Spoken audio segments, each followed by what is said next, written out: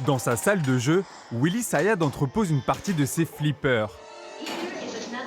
Il en collectionne depuis une dizaine d'années. De Dracula à la famille Adams, tous sont anciens et parfois très rares. Cette passion l'anime au quotidien.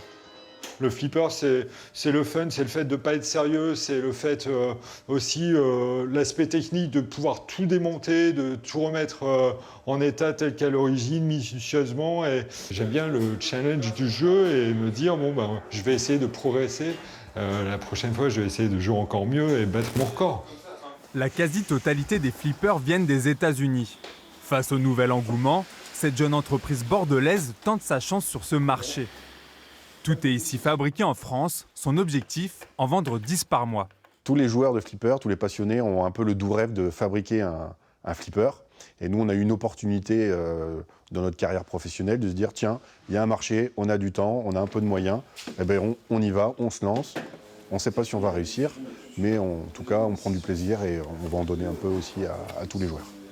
Cette enseigne a multiplié par 3 ses ventes de flippers en 5 ans.